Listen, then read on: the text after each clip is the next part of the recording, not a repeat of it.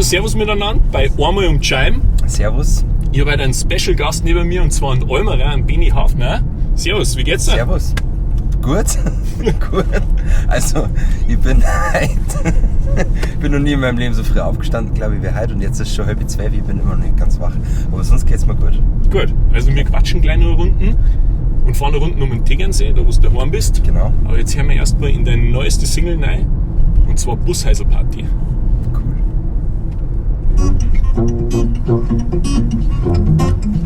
Wo der Bus so holt, Mama Bus, Heiselparty, weil der Bus kommt bald. Wenn der Bus uns holt, wo der Bus ist zahlt, Mama Bus, Kabinenparty, bis der Bus umfällt. Warte mal kurz, was ist los? Wo ist hier der Bassenbus? Mama Bus, Heiselparty, weil der Bus kommt bald.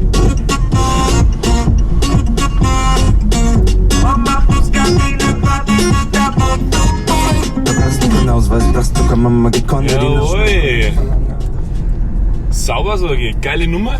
Ja, danke. Hat auch Spaß gemacht. Also das Video hat er Bock gemacht. Ja, das Video, zu dem kommen wir noch, aber es ist ja eine richtige Dance-Nummer. Wie kommt es dazu, dass du jetzt auf einmal so einen Party-Track machst? Sag jetzt mal. Keine Ahnung, also mir ist das irgendwie so mal eingefallen, wo der Bus so halt, also ganz ehrlich, erst habe ich mir gedacht, und ich bin immer nur mal überlegt, vielleicht mal rauszubringen, eine bayerische Version oder mal live zum Spielen, so richtig stanzelmäßig, wo der Bus so halt, Mama Bus, Heiselparty, weil der Bus kommt bald, wenn der Bus uns halt. Das war halt auch ganz geil, aber es ist dann das draus geworden, weil wir einfach, ja, so einen geilen Beat gefunden haben, das hat einfach perfekt passt irgendwie.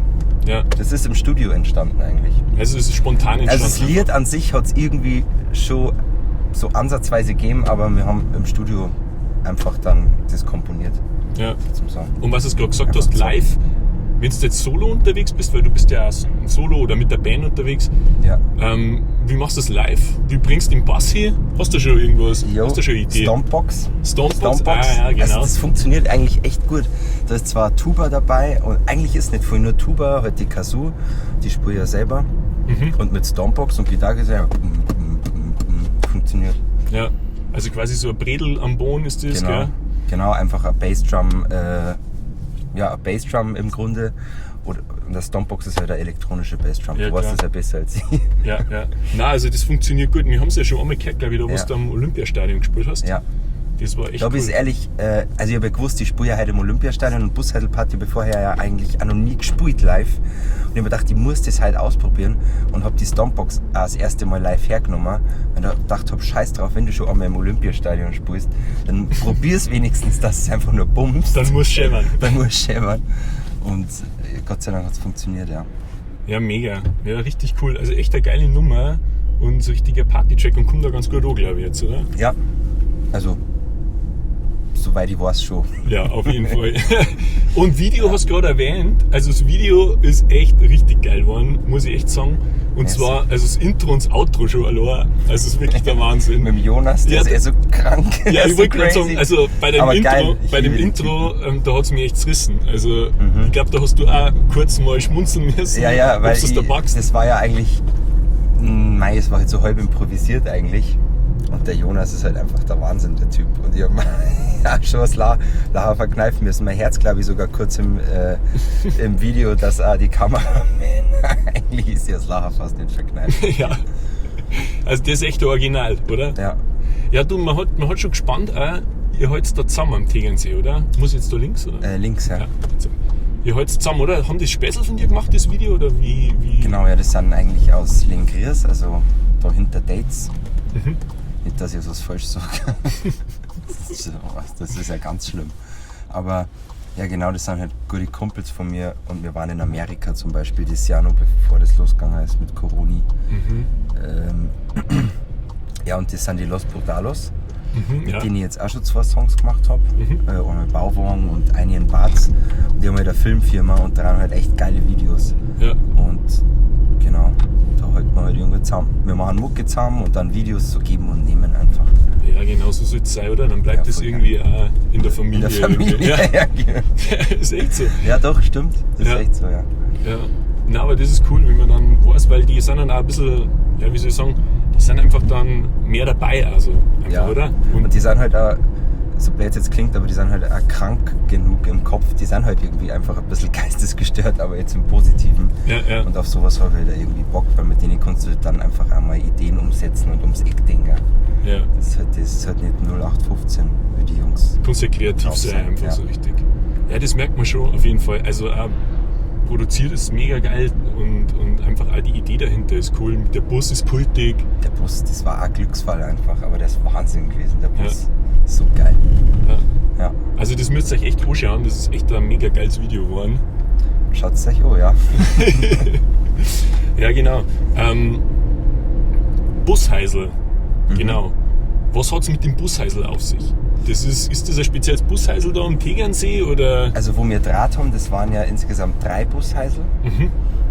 Und es war halt irgendwie so eine kleine Erinnerung, die aufgeflogen ist, weil es ist so der Joke gefallen, jetzt wegen Corona und so weiter. Das Einzige, was du nur feiern kannst, ist das Busheisel. So wie früher halt, als Teenager oder so, wo du halt die mit deinen Spätzeln mit dem Erdbeerleimes ans Busheisel oder an den Bus halt geguckt hast. Aber an der Bus kommt halt auch der Bus, deswegen ist es für uns auch das Busheisel. Ja.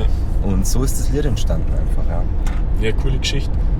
Und du hast da, glaube ich, irgendwie was vor mit einer Busheisel-Tour, kann das sein? Genau. Da habe ich was gehört. Was war das jetzt leider wahrscheinlich gerade im Moment? Ja, das war eigentlich dieses Jahr schon gewesen, aber ist natürlich verschoben worden jetzt auf nächstes Jahr. Und da mag ich halt einfach an verschiedene Busheisel in Bayern. 5 sind bis jetzt ausgewählt, glaube ich. Spiele halt einfach einen Gig. Ja. Und da haben sie Leute bewerben können? Genau, oder? da haben sie Leute bewerben können, ihr Busheisel sozusagen einreichen können. Wie hast du das dann ausgewählt? Nach was für Kriterien? Das wird ja mit Merkur zusammen organisiert und das haben die irgendwie ausgesucht. Ja, coole Geschichte. Ja, dann hoffe ich, dass das klappt. Ja, hoffe ich auch. Wäre bestimmt ganz witzig. Wir alle hoffen, dass das wieder was wird, gell? Ja, voll. Aber es war schon cool, so ein paar Busheisel-Gigs. Kann ich mir lustig vorstellen. Das wird auf jeden Fall gut.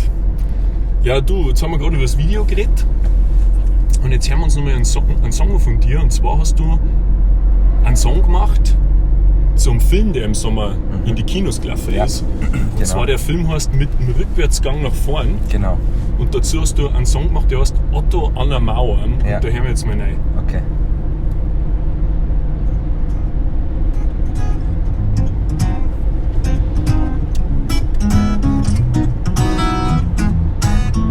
Mein Leben ist wie Otto an der Mauer, wie Otto an der Mauer. Das ist wie ein Palindrom, das mal vorwärts wie rückwärts hinkommt. Mein Leben ist wie Tabu, wieder frei wie frei, wie Lagerregal. Ist wie wow, ist wie aber, ist wie lol, ist mit allem drum und dran, ein Palindrom. Ich lebe mal ein Stück Geld zurück und schau dir alles einmal von hinten an. Aber Mama steht mir so nah dran, das hat der letzte Bäume wollte mal verschwinden gehen. Mach mal ein bisschen slow, schau nicht immer durch den Zeitraffer. Geh mal rückwärts und lass alles an dir vorbei, vorbei. Mit dem Rückwärtsgang nach vorn. Mit dem Rückwärtsgang nach vorn. Mit dem Rückwärtsgang nach vorn. Mit dem Rückwärtsgang nach vorn. Mein Leben ist wie Otto an der Mauer. Cooler Song, ey. Groovig.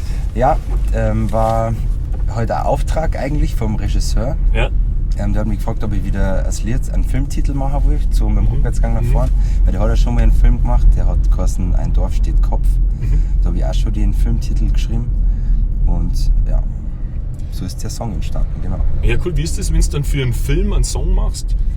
Du hast ja dann ein bisschen eine Vorgabe oder zumindest weißt du, um was es geht. Wie beeinflusst die das dann beim Texten oder beim Liedschreiben? Also, da habe ich jetzt die Vorgabe gehabt, natürlich einfach nur den Namen vom Film und worum es grob geht im Endeffekt. Also, dass halt ein Dorf wieder einen Schritt zurückgeht, die ganze Modernität sozusagen von sich abwirft und man wieder back to the roots geht. Das ist eigentlich so, sagen wir mal, die Grundessenz, die Grundaussage. Und ich habe mir halt auch gedacht, was kann die Message dahinter sein einfach. Einfach machen wir ein bisschen Slow-Mo, mal wieder back to the roots, mal wieder auch auf sich besinnen und deswegen auch dieses Palindromzeug da drin einfach. Ja, genau. Was hat es damit auf sich? Das ist ja wie Otto an der Mauer, Genau. liest er vorwärts wie rückwärts. Genau. Das Palindrom, wie kommst du auf sowas? Das ist ja echt schon was Besonderes, was Originelles. Und hat das mit dem Rückwärtsgang nach vorn und mit dem Ja. Hin und Her zum Dorn? Oder Ja, wie? genau.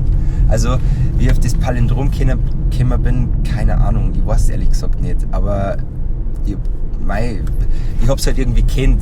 Ich habe halt gewusst, es gibt, also es weiß man ja, es gibt halt Palindrome, so wie Otto an der Mauer, Ja. so Worte oder Sätze, die man halt vorwärts wie rückwärts lesen kann und es kommt immer das Gleiche raus. Und dann habe ich mir gedacht, daraus halt ein kleiner Text basteln war eigentlich ganz lustig. Und so ist dann irgendwie der Text entstanden, ja. Mit dem Rückwärtsgang nach vorne, ich meine, es passt einfach. Ja. Ob du es vorwärts liest oder rückwärts liest, ist es irgendwie doch immer das Gleiche. Es Ja. geht trotzdem irgendwie immer vorwärts. So das Prinzip Zeit, wenn man so will. Ja. Geht immer vorwärts. Aber schränkt die jetzt nicht ein oder so, dass du sagst, du hast eine Vorgabe vom Film, sondern ist dann auch inspirierend, oder? Dass man Manchmal sagt, macht es einem sogar leichter. Also wenn du jetzt da sitzt und nimmst dir vor, ich suche mir jetzt ein Thema für einen Song, Ja. dann gibt es halt 100 Millionen und irgendwie doch wieder nichts. Ja, genau. Das ist das Problem. Wenn du jetzt eine Vorgabe hast, schreib mir zu dem Metzger an dem Eck, schreib mir da ein Liedl. Dann hast du halt schon mal einen gewissen Rahmen und musst damit klarkommen. Ja. Und zu viel Freiheit lähmt einen manchmal ja irgendwie, finde ich. Ja, absolut. Absolut. Ja. Also das ist schon gut. Du kannst dich in einem gewissen Rahmen bewegen und dann, ja, Thematisch halt wenigstens. ja, thematisch auf jeden Fall. Ja, wie ist es allgemein bei dir beim Texten? Wie gehst du da los? Deine spontane Ideen? Schreibst du viel auf oder machst du so Sprachnotizen oder? Ja, also meistens entsteht es einfach beim Jammen an der Gitarre. Ja, Also ich mache das eigentlich ganz selten, dass ich mir mal hier und einen Text klassisch schreibe, so nach AB-Reim und sowas. Weil du kriegst halt, finde ich, einen ganz anderen Flow, wenn das einfach so entsteht beim Spielen. ja, absolut. Da kommst du halt auch auf so Rhythmiken und so, die du beim Schreiben niemals aufschreiben darfst oder ich nicht. Ja, ja. Also ich hätte jetzt zum Beispiel niemals mich hingeguckt und auf ein Blatt Papier geschrieben, ich trinke ein Bierli in der Sonne, ein Bierli in der Sonne, schlägt einen Schaum von die Lippen, weil unten tut das gut. Aber das ist halt so im Flow einfach so entstanden. Ja. Und so entstehen eigentlich meine Songs meistens. Ja, und dann verfeinerst vielleicht noch ein bisschen, schreibst du mal was auf oder wenn mir irgendein Schmarrn jetzt einfach irgendein geiles Wort oder so, dann schreibe ich es mir halt schon manchmal in meine Notizen oder so auf. Dass ich nach einem Jahr mal wieder reinschaue und mir denke, cool, ist mir was Geiles eingefallen und ich habe trotzdem noch nichts draus gemacht. Ja, klar. Hey, es kommt ja dann irgendwann einmal wieder hoch, oder? Ja. Ja, wie bist du da?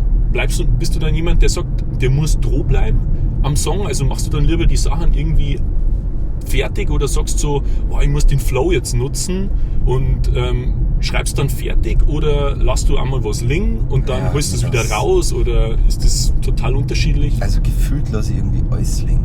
Aber immer dann, wenn es halt drauf ankommt, dass ich zum Beispiel einen Termin habe, dass ich mal einen neuen Song rausbringe oder irgendwo bin und das heißt jetzt, du bringst es dann bei der Album raus, Ja, dann ja. macht es halt bumm und dann wird irgendwie alles, was irgendwie kreativ entstanden ist, in meinem Kopf rumflattert, finalisiert einfach. Mhm. Aber gefühlt lasse ich alles liegen, weil ich mich irgendwie nie traue, was fertig zu machen, weil es gibt kein fertig, es gibt es einfach nicht. Ja. Es ist erst dann fertig, wenn du das aufgenommen hast, wenn du das dann aufnehmen musst. Ja. Also ist schon auch schwierig dann, bist du selbstkritisch? Ja, Gehört dazu, Also, oder? ganz Sagt schlimm. alles. Es ist ganz schlimm. Wirklich, ich weiß manchmal nicht mehr, was ich denken soll. Also, Ja. Hoppala. Hoppala! Bitte mal warten. Ah, okay, ich hab noch nicht mehr aufgelegt, hat schon von selber wieder aufgelegt. Das ist gut, der hat schon gewusst, Ja. dass du jetzt keine Zeit hast. Ja, also. Wo waren wir jetzt? Selbstkritisch Achso, sein. ja, selbstkritisch sein. Es ist schon oft so, das kennst du ja vielleicht, du bist im Studio und denkst, oh fuck, geil. Und dann hörst du es natürlich 1000-mal während Ja. des Arbeitsprozesses und irgendwann du bist dir einfach nicht mehr sicher. Du weißt nicht, habe ich jetzt einfach schon habe ich meinen eigenen Song schon tot gehört oder ist das geil, ist das nicht geil? Ich meine, das ist immer objektiv und Geschmackssache, aber Ja. Also ich glaube, das liegt einfach dran, dass du schon so oft gehört hast und so oft damit umeinander da hast und Ja. gehadert auch ein bisschen mit dir selbst, dann musst du es echt dann mal rausschicken. ja. Das muss dann übergeben werden an die Ja. Allgemeinheit irgendwie, damit du dann auch deinen Frieden findest. So Genau. ein bisschen. Man muss ja da trauen, das mal rauszuhauen einfach. Ja, genau, Man muss das sich ist ein dazu Punkt. zwingen irgendwie. Ja, das stimmt, ja. Ja, das ist krass. Aber so ist, gell? So ist Genau. Kette dazu anscheinend. Genau, und so entsteht dann ein Album nach und nach, Genau, oder? so entsteht dann Genau. plötzlich ein Album. Und jetzt reden wir gleich noch über dein Album, aber jetzt hören wir nochmal einen Song an, und zwar Okay. wird der auch auf dem Album drauf sein und der heißt Lieblingsstep.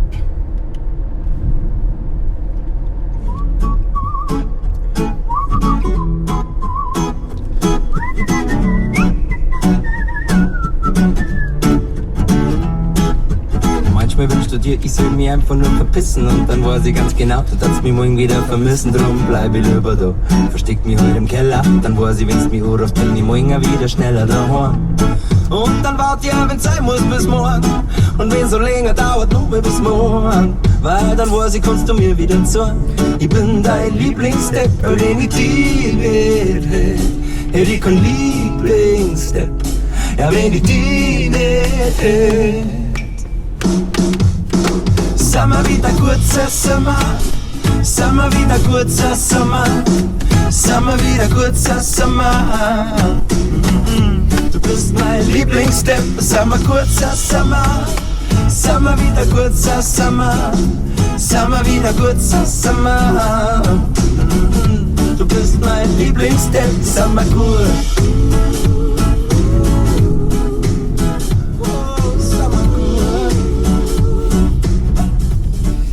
Der Lieblingstrottel. Der Lieblingstrottel. Der Lieblingstrottel. Na, der Lieblingsstep, wer ist denn der Lieblingsstep? Jeder ist jedermanns Lieblingsstep. Na, jeder hat ja einen Lieblingsstep, oder? Ja, also schon. es kann der Lebenspartner sein, so wie jetzt in dem Song irgendwie. Aha. Der beste Freund, die Eltern.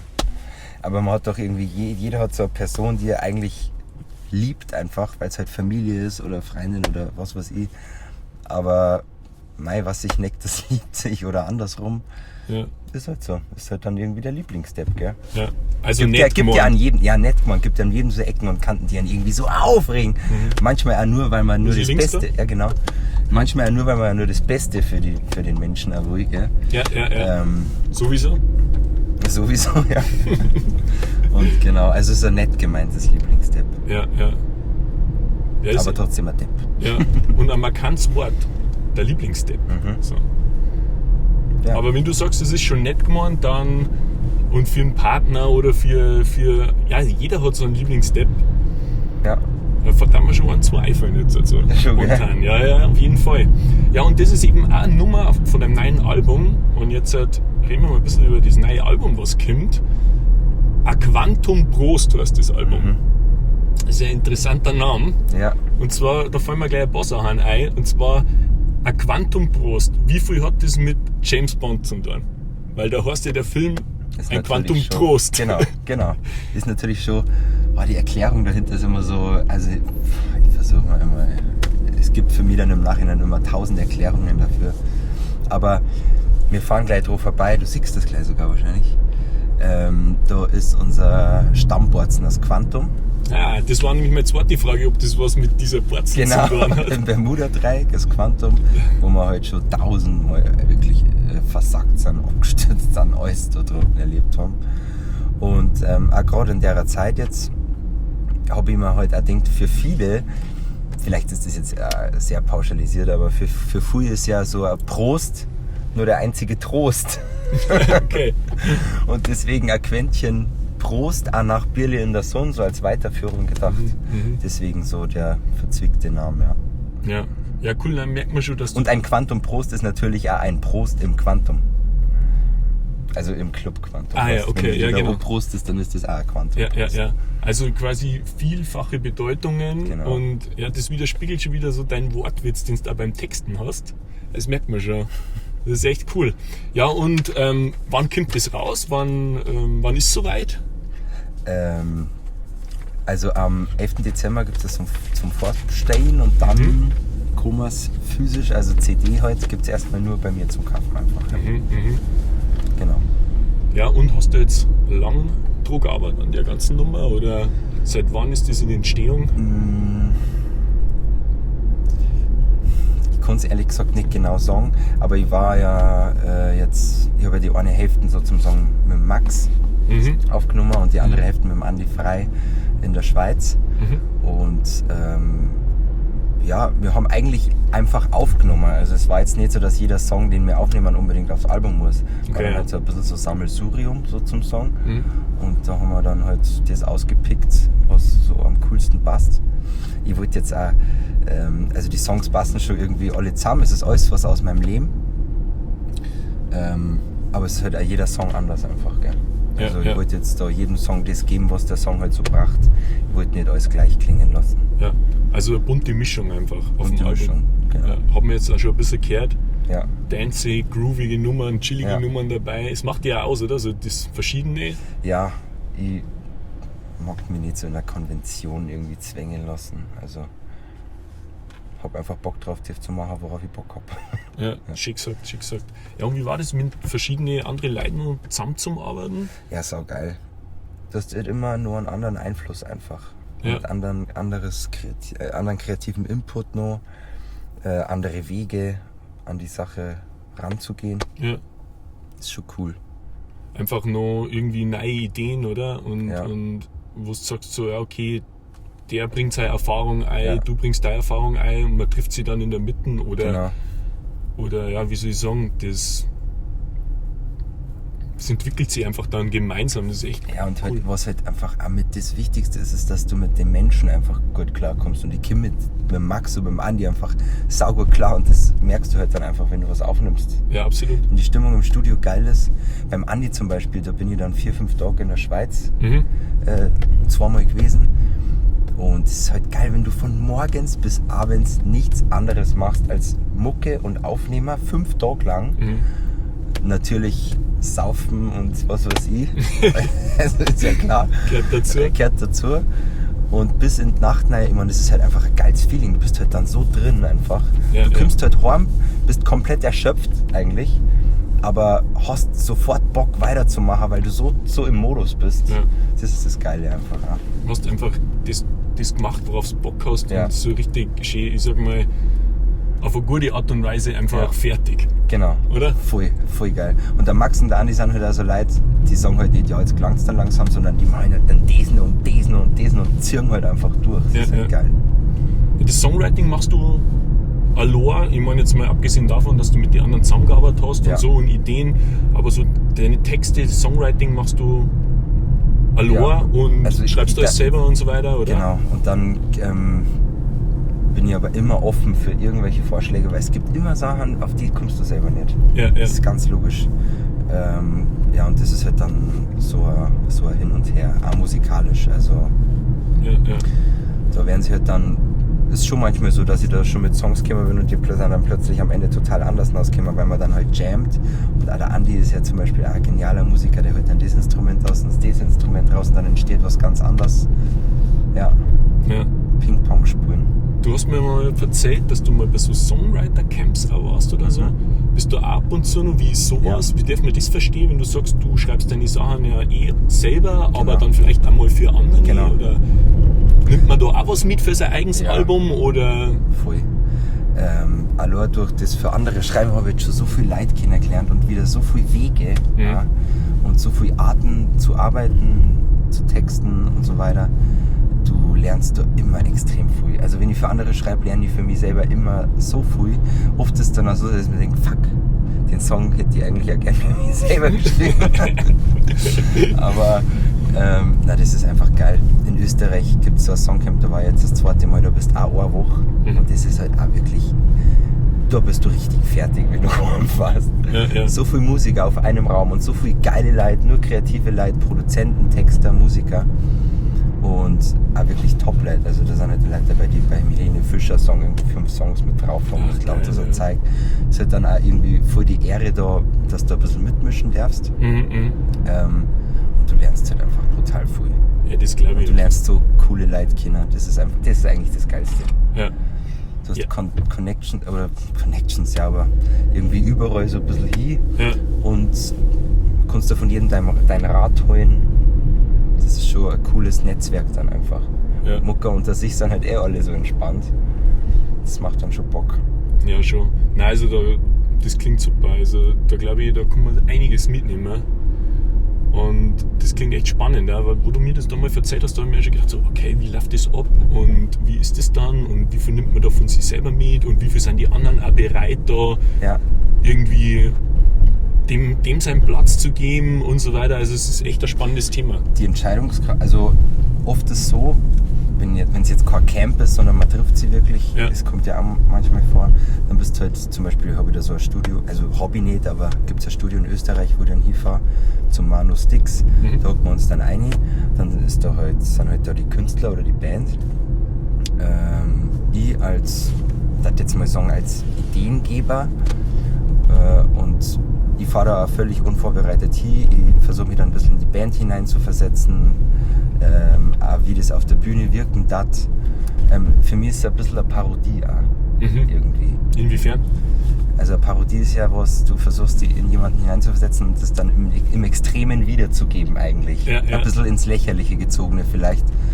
Und das ist irgendwie das Gleiche, wenn du für wen anderen Songs schreibst. Nur, dass du das halt nicht ins Lächerliche ziehst. Ja. Aber du versuchst natürlich auch aus seinen Ohren oder Augen zu blicken. Also man geht aufeinander ein einfach. Genau. Und genau, dann halt der Manu als Produzent, der dann halt gleich instantly versucht, das alles da aufzunehmen und dann entsteht der Song so zum Song. Und die Entscheidungskraft liegt halt dann bei der Band, ob es cool ist oder nicht. Ja. So Ja, läuft sau das cool. halt dann. Ja, das ist echt interessant. Ja, das macht bestimmt Bock. Also da kriegt man selber auch Bock. Ja. Ja, und es ist bestimmt inspirierend auch fürs Album dann auch. Dann halt nimmst die ganzen Ideen mit und greift das auf und dann kann man richtig loslegen. Ja. Wie ist das mit dem Gitarrespielen? Jetzt muss ich dich schon mal fragen, ich als alter Schlagzeuger. Ja. Ich bin da ständig am Üben, weil die Schlagzeuger haben das so irgendwie in Toast, dass die dauernd am Üben sind und immer besser werden wollen und schneller und präziser und tighter. Wie ist das bei so einem Songwriter? Ich glaube, also ich spiele selber ein bisschen Gitarre und ich glaube, das entsteht einfach beim Songschreiben, werden wir gut an der Gitarre oder, klar, gibt es da natürlich auch die Virtuosen an der Gitarre, aber so als Songwriter, wie machst du das? Hast du Gitarrespielen gelernt oder hast du dir selber beigebracht durch Songschreiben? Oder? Nein, ich habe mir Gitarrespielen selber beigebracht. Ich habe angefangen so mit AC/DC und Metallica und mir das rauszuhören. Also da angefangen hat es laut meinen Eltern, dass ich halt damals am Volksfest irgendwie schon mit der Plastiktrompeten, wo nichts rausgekommen ist, mir auf die Bühne gestellt habe und die ganze Zeit irgendwie rumspielen müssen. Ja, und das habe ich irgendwie ein Faible dafür gehabt anscheinend. Das habe ich wirklich in Eigeninitiative mir einfach rausgehört. Mein Dad ist dann vielleicht auch manchmal gekommen und hat sich gedacht, was spielt er da für einen Schmarrn, weil ich bin ja auf der Alm aufgewachsen, weißt du? Ja. Und da darfst du erwarten, der Bub macht einen auf traditionelle Musik, gell? Umta. Und ich bin halt rumgehockt und hab irgendwie voll die Zerre reingehauen und irgendwas gespielt. War mir auch immer wurscht. Habe ich durchgezogen. Ja, und so habe ich Gitarre gespielt gelernt. Ich habe auch erst Gitarre gespielt, ich habe nicht Songs geschrieben. An sich, ich habe schon immer versucht, meine eigenen Melodien zu finden und so zum Song Melodien aus meinem Kopf rauszuhören, also auf die Gitarre zu bringen. Ja. Und dann irgendwann ist es halt mit dem Singer losgegangen, wo ich mir gedacht habe, jetzt machst du mal ein paar Schlittel. Bierli in der Sonne. Und so habe ich dann gemerkt, ja, Songs schreiben. Gutes Stichwort. Aber Gitarre spielen war auf jeden Fall als erstes da. Das war auf jeden Fall als erstes. Ja, das ist oft so. Man traut sich vielleicht dann auch nicht gleich zum Singen, oder? Ja.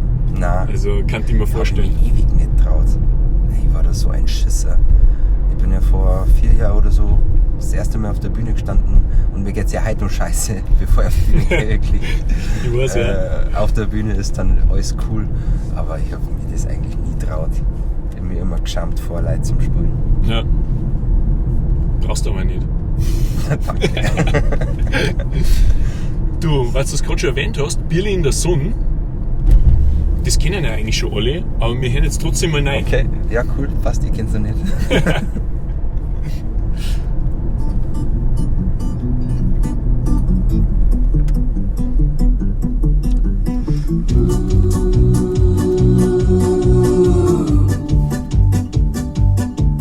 Trink ein Bierli in der Sonne, ein Bierli in der Sonne, schlägt kein Schaum von die Lippen, meine Lippen tut es gut. Bierli am Tag, ein Bierli auf die Nacht, hey, mein Lieber, Geleg mir Most, tut das gut. Trink ein Bierle in der Sonne, ein Bierle in der Sonne. Schläg am Schaum von den Lippen, meine Lippen, tut das gut. Weil man muss ja, wenn man singt, muss man den Blick auch drauf haben. Naja, auf jeden Fall, der gehört dazu. Man muss die richtig live So weiß wie der Es kommt schon rüber, so wie du es gesungen hast. Schon so suffisant. Suffisant passt gut, ja. Genau. Na schau, jetzt geht der Jürgen geht schon fort wieder in den Textmodus über. Langsam werde ich wach. Und 1, 2, 3, 4, 7, 8, 10, 23 Bierle am Tag. Geleg mir Mosch, bin ich dicht und tut das gut. Geleg mir Mosch, bin ich dicht und tut das gut. Jawohl. Geil. Das Witzige, was mir da echt einfällt, wo ich bin ja wirklich mit dem Lied mal in der Studio nach Minga, ich weiß nicht, ob ich den Namen jetzt sagen darf, aber auf jeden Fall hat er einen sehr erfolgreichen Jingle geschrieben. Okay, ja. Und dann habe ich halt da so ein bisschen das Bier in der Sonne vorzupft und war eben zu unkommerziell, da ich jetzt mal sagen. Ja, Ich denke, der Song ist ja nicht klassisch aufgebaut eigentlich jetzt, dass du, die erste Strophe ist ja ziemlich lang eigentlich. Mhm. Und das war also bei Bogner dann, wo ich das aufgenommen habe, dass der Song halt eigentlich jetzt nicht so klassischer Song ist, wie man erwartet. Aber ich habe mir gedacht, nein, der Song muss einfach so sein, der muss einfach sein. Und ich bin so froh, dass sie das im Endeffekt bestätigt hat und dass das halt jetzt eigentlich mein meistgehörter Song ist. Ja, Wahnsinn. Und das zeigt halt wieder, manchmal sollte man sich vielleicht schon durchtrauen, einfach mal was anderes zu machen. Ja, absolut. Also gar nicht so in die Richtung gehen, hey, was taugt die Leute? Genau. Oder was kann ich mir abschauen, was funktioniert, was hat schon funktioniert, sondern doch eher sagen so, hey, das habe ich jetzt einfach so geschrieben und mal schauen, wie es ankommt. Genau. Weil du kannst das echt nicht sagen, du hast das einfach nicht in der Hand. Nein. Ich meine, was passiert, weiß keiner und ob es die Leute taugt oder nicht. Und man sieht ja, es taugt die Leute. Und zwar krass, also es ist schon Social Media immer, ich habe es dir gerade vorher erzählt. Ja. So, jetzt schicken sie ja alle gerade Spotify-Jahresrückblick und dann schicken die Leute so, meistgehörter Song 2020 war dann von Erna Eumerer Bierli in der Sonne. Was sagst du dazu? Ich mache halt schon Sorgen. Sorgen um unser Land. Aber nein, ich finde es voll geil. Ich meine, ich krieg so oft auf Instagram Bildel halt, wo es halt einfach in der Sonne hockern mit einem Bier. Und dann wird halt immer dieser Song geteilt einfach. Passt halt irgendwie Gott sei Dank zu viel Lebenssituationen. Ja, absolut. Also anscheinend saufen wir alle wirklich ziemlich viel Bier. Ja, also das Feeling kommt auf jeden Fall rüber und anscheinend können sich so viele Leute damit identifizieren. Ja. Alles richtig gemacht. Alles richtig gemacht. Ja, live, wie ist das dann, wenn du live spielst, wenn du den dann live performst? Wollen es wahrscheinlich auch jeder hören, oder? Ja, ist natürlich schon ein Favorite, ein Wunschkandidat. Also ich hab's mir noch nie traut, den nicht zum Spielen. Ja, ich hab's mir schon gedacht, so. Den hast du eigentlich bis jetzt immer rausgehauen oder oft rausgehauen. Aber ist ja schön und er nervt dich ja noch nicht. Nein, sowas hat man ja auch schon mal mitgekriegt, bevor man irgendwie mal mit der Musik angefangen hat, dass es halt Songs gibt, die die manche Bands mega berühmt gemacht haben und wo es dann auch gesagt hat, boah, ich kann den Song ja gar nicht mehr spielen und haben es selber tot gespielt, aber man weiß ja auch, man muss ja für sowas einfach eigentlich sau dankbar sein. Ja. Der muss eigentlich so fucking dankbar sein, dass man jedes Mal, wenn man den Song spielen darf, weil dass die Leute alle schon Bock drauf haben und den Song mitsingen können, ist halt schon das Geilste. Ja, absolut. Deswegen werde ich mein Bestes tun, dass mir der Song niemals nerven wird. So musst du einfach Augen zu und durch. Genau. Hauptsache die Leute sind glücklich. Ja. Nein, manchmal muss man da einfach eine gute Mischung erfinden. Ja. Und das Gute ist halt, wenn er mir wirklich irgendwann auf den Sack geht, der Song, dann kann ich den Song auch total besoffen spielen, weil es kommt nur authentisch. umso authentischer, umso besoffener das bist. Genau. Ja, und live bist du ja unterwegs, bist du ja vielfältig unterwegs. Du bist ja mit Band unterwegs, Ja. dann Solo-Konzerte und dann machst du aber auch Musik-Kabarett-Sachen. Also im Vereinsheim habe ich die mal gehört, in Schwabing. Das war auch richtig cool, da hast du ein paar Geschichten erzählt. Und machst auch so deine Impro-Sessions, wo du dann Begriffe zugerufen kriegst und dann machst du einen Song draus. Jo. Und was taugt dir jetzt eigentlich am meisten? Oder kann man das nicht sagen? Oder ja, was was taugt dabei die verschiedenen Arten einfach am meisten? Ja, ich finde, das ist schwierig, weil ich hätte mir jetzt selber niemals irgendwelche Stempel aufgedrückt von wegen Kabarett. Das ist Kabarett, das ist jetzt Musik und das ist Konzert. Okay, ja. Ich mache halt irgendwie einfach nur mein Ding. Man versucht halt immer diesem Veranstaltungsrahmen irgendwie einen gewissen Stempel aufzudrücken. Beziehungsweise ich versuche mir immer an die Veranstaltung anzupassen. Wenn ich jetzt vor bestuhltem Publikum sitze in einem kleinen Raum, dann ich werde nie mein Programm einfach nur von oben bis unten runterrattern, weil ob ich jetzt im Olympiastadion spiele oder im Vereinsheim, ist einfach komplett was anderes. Ja, ja. Und im Vereinsheim verzeih ich dann halt einmal ein bisschen was. Und improvisieren, gut, das mache ich sowieso gern. Aber manchmal kommt es halt vielleicht ein bisschen mehr rüber wie Kabarett, weil ich halt auch vielleicht mal witzigere Songs spiele. Wenn ich jetzt mit Band oder sowas spiele, dann geht es halt irgendwie dann doch wieder eher um die Mucke, dass es halt einfach basht. Ja. Wenn die Leute tanzen wollen oder so, dann ist halt jetzt nicht so gefragt, dass du halt jetzt da irgendwie die lustigsten Texte raushaust und die verzwicktesten und kompliziertesten Stories raushaust, weil die Leute das gar nicht hören. Ja. Das ist einfach so. Weil sonst die Leute alle so dastehen und den Wortwitz und den Wortwitz noch. Deswegen versuche ich mir da einfach immer an die Gelegenheit anzupassen. Ja. Ja. Und was macht am meisten Bock? Ich kann es eigentlich wirklich nicht sagen. Also klar ist das einfach fett mit der Band, wenn du den Moment hast, das float und du stehst auf der Bühne und die Leute genau, das ist mega geil einfach nur. Andererseits ist es voll erfüllend, wenn du allein auf die Bühne gehst und schon Schiss hast, allein auf die Bühne zu gehen. Aber ich gehe eher 90% eigentlich allein auf die Bühne. Und wenn du dann es schaffst, die Leute mitzuziehen und einfach allein schaffst, so einen Abend zu bewältigen, ist auch voll geil einfach. Ja, ist schon ein gutes Gefühl, oder? Das ist alles irgendwie, hat alles so seinen Charme. Es ist ja oft die Location, die es so geil macht. Ja. Also es gibt so gewisse Locations, wo ich halt gespielt habe, die mir einfach auch nicht mehr aus dem Kopf gingen. Zum Beispiel das Vereinsheim Liebe ich, da habe ich meinen allerersten Auftritt tatsächlich gehabt. Okay, ja. Und, oder in Viechtachs, Eude Spital, ich weiß nicht, ob du das kennst. Na, so gut nicht So so. Eude Kapelle. Ah, okay, ja. Und so geil umbaut einfach. Ja, gibt jetzt so Es gibt Locations, einfach manche aber Locations, so da ist die Energie halt einfach schon Genau. drin. Schwabing, das Vereinsheim, da brauchen wir ja nicht reden, das Ja. ist kultig. Ja. Das ist, ja, und du merkst ja, die Leute, die da hingehen, dann, die haben auch richtig Bock Ja. und sind offen für das Ganze. Und Ja. ja. Und wie ist das, wenn du anfängst, du sagst immer, du bist ja mega aufgeregt, das habe ich schon ein paar Mal mitgekriegt. Ja. Wie ist das, ab wann geht's? So 1-2 Songs im Set oder brauchst du ein bisschen länger oder ist das unterschiedlich oder merkst du so, wie die Leute reagieren? Oder?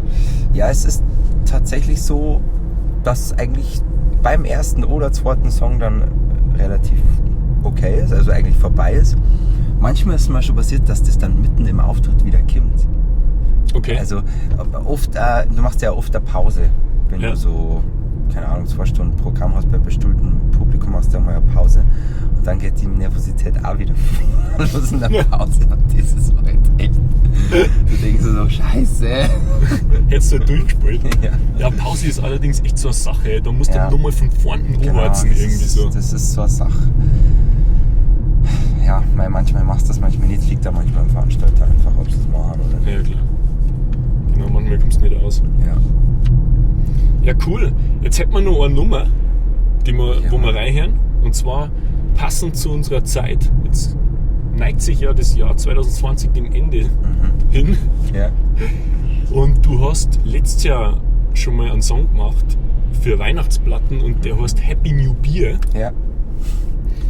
Ein ganz interessanter Titel. Happy New Beer, Happy New Year. Und da hören wir jetzt mal nochmal rein. Und dann quatschen wir nochmal ein bisschen.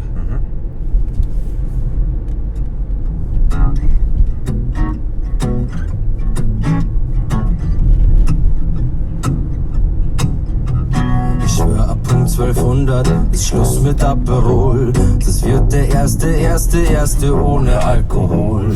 Ich nehm's mir ganz fest vor und daran halte ich mich jetzt auch. Kein Fleisch, kein Bier, kein Autofahren, kein Kaffee und kein Rauch. Ich muss gesünder leben und die Gaudi ignorieren. Dieses Silvester werd ich's mit Coke Zero probieren. Doch wenn dann der Silvesterbass im Schunkelrhythmus schwingt, folgt der Alte in mir nur seinem Instinkt. Happy New Year, Happy New Beer. Der ganze gute Vorsatz. Ich sehe es schon vor mir, verpufft am 1.1. mit dem ersten Bier. Das ist übrigens Pussy Happy Baby. New Year Ja. und Happy New Year. Ich schwör am 1.1. daher ist Rache auf. Ich schwör ab mein Hobby kein Nikotinpflaster mehr drauf. Ich schwör am 1.1. fang ich als Sportler an. Ich schwör, dass ihr 2022 beim Klimmzug kommt. Ich schwör, ergebt mein Lappen im Leben nimmer her. Nie wieder mit Cannabinoiden im Urin durch den Stadtverkehr. Nie wieder Blitzerbriefchen, nein, echt ist alles Schluss. Und wenn ich mir mein Bleifuß an mein Schienbein tackern muss. Happy New Year und Happy New Beer. Der ganze gute Vorsatz, ich sehe es schon vor mir. Verpufft am 1.1. mit dem ersten Bier. Happy New Year und Happy New Beer. Jawohl. Richtig geile Nummer. Chillig. Hinten aus wird es dann noch ein bisschen schneller, gell? Ja, genau. Ja, cool. Ja, Happy New Beer. Genau. Happy New Beer. Happy New Beer und Happy New Year. Dann hoffen wir, dass das nächste Jahr ein bisschen happier wird, oder? Ja, das nächste Bier ein bisschen happier wird. Ja, hoffe ich auch. Ich hoffe echt, dass wieder losgeht. Ja. Also ich rechne, nächstes Jahr wird halt nur ein Übergangsjahr werden. Einfach. Ja, Das schätze ich ist auch. klar. Genau. Aber wird schon wieder. Wird schon wieder. Wird schon wieder, genau, wird schon wieder. Bleiben wir einfach dabei, wird schon wieder. Na, was ich dir noch fragen wollte, weil wir ja schon gesagt haben, mit der Zeit jetzt und Happy New Beer, Silvester und Weihnachten steht da vor der Tür. Ja. Was kochst du Weihnachten? Was gibt's bei euch? Bei uns gibt's, wir sind jetzt erst am drüber ratschen, wie wir es machen, und weil es ist ja immer echt gar nicht so leicht, jeden in der Familie abzuklappern, gell? Ja. Man muss dazu sagen, du bist gelernter Koch. Genau. Oder Ach so, ja. hast in Sterne-Gastronomie auch Ja. schon gearbeitet. Deswegen Ja. frage ich dich jetzt so, was Ja. gibt's bei dir? Vielleicht ein paar Tipps auch für mich. Okay. Kochst du da richtig auf oder gibt's Würstel oder? Ich glaube, ich koche. Ja gut, ich werde mit meinem Dad wahrscheinlich einfach ein Hirschgulasch kochen, Ja. das Jahr, aber am 26. Am 24. weiß ich noch nicht, was wir machen. Da werde ich mit meinen Eltern irgendwas kochen, aber weiß ich noch nicht. Und Hirschgulasch machen wir halt dann für, da kommt halt dann, ich habe ja 2 Papas, Mama, 2 Papas, meine Freundin, dann und Mama und Tante und so weiter. Halt kleinster Familienkreis. Der legale kleinste Familienkreis. Genau, ja, muss man dazu sagen. Muss man dazu sagen. Und da kochen wir, glaube ich, ganz einfach ein Hirschgulasch, weil wir haben jetzt nicht ultra viel Platz da, wo wir das machen, und dann Schöpfgericht und ganz easy, chillig. Ja, cool. Und deine Kochkarriere, Ja, die hast an den Nagel gehängt jetzt. Die habe Erstmal. ich jetzt erstmal einen Nagel gehängt, ja. Oder vielleicht verbinden Musik und Kochen. Kann vielleicht irgendwann passieren. Mit zusammenpassen Aber- das schon irgendwie bei dir, da kann ich mir gut vorstellen. Ja, muss sich das Richtige natürlich irgendwie ergeben auch. Aber es kann schon irgendwann passieren, weil ich koche nach wie vor gerne. Ich liebe das beides. Jetzt machen geht halt nicht, und ich bin ja gerade froh, dass ich einfach eine Mucke machen kann. Ja, absolut.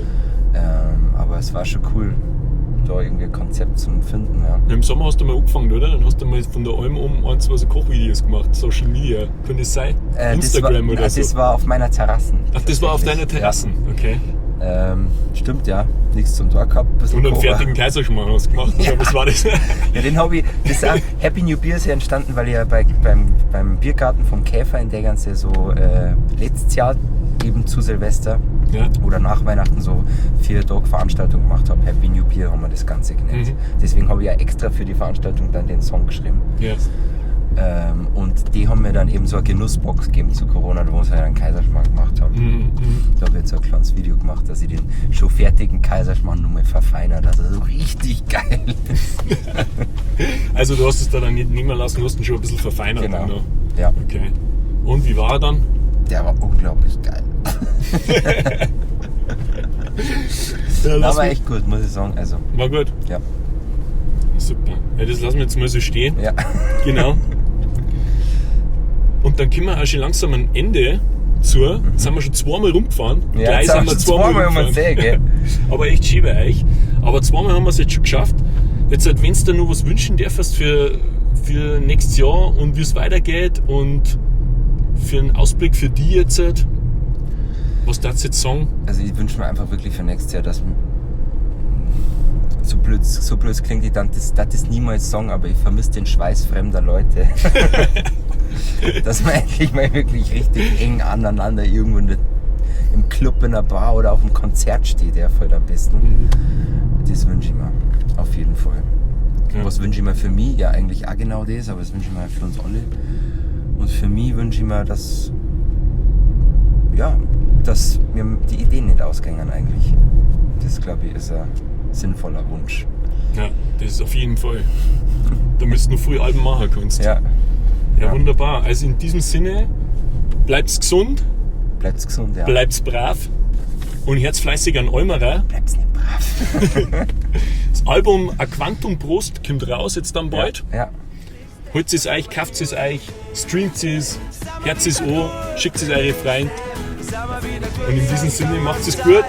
Servus! Servus. Du bist mein Lieblingstipp. Sag mal kurzer Sommer. Sag mal wieder kurzer Sommer. Sag mal wieder kurzer Sommer. Du bist mein Lieblingstipp. Sag mal kurz.